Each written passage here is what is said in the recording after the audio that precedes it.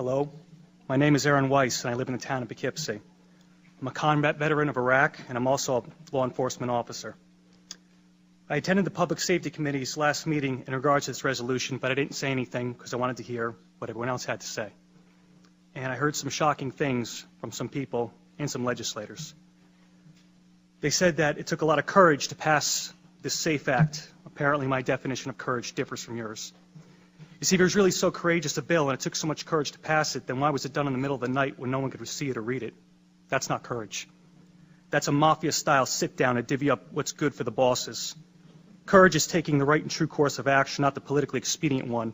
And anyone who is proud of this law must also be proud of the Patriot Act, the TSA, imprisoning Japanese citizens in World War II, since all these actions were spurred on by emotional fear and rammed through in the name of public safety.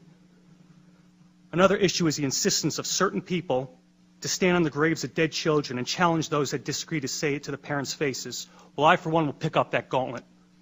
First off, why is dead children your battle cry? You didn't say anything about the hundreds of Chicago children being killed, and for some reason you only scream when it happens to wealthy white ones.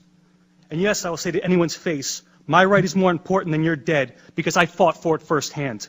I washed the blood of my friends out of my Humvee, and I picked up their mangled bodies, and I fought day in and day out. I did more things that you people can't imagine. So yeah, my right trumps your dead. I earned it in blood. I gave up a lot for this country, including my youth, and better men than me gave up a whole lot more, so that all you, myself included, could enjoy the rights that are guaranteed to us in our Constitution and Bill of Rights. And we didn't go through all that to come back home and watch the surrender of what we fought for happen based on the demented actions of a couple madmen. So in closing, I would like to address specifically the legislators we all know who are going to vote against this resolution. I understand you will vote against this resolution based on some misguided sense of the public good. However, as a law enforcement officer, I'm curious to know about your true resolve. Since voting to take away someone's rights is totally different than being asked to enforce it, I want you to consider this.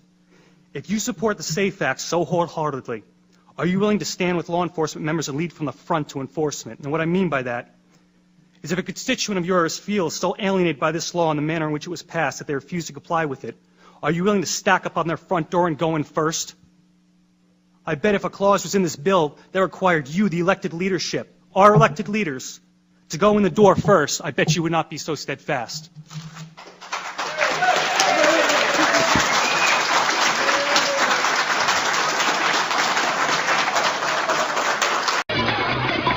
But there was that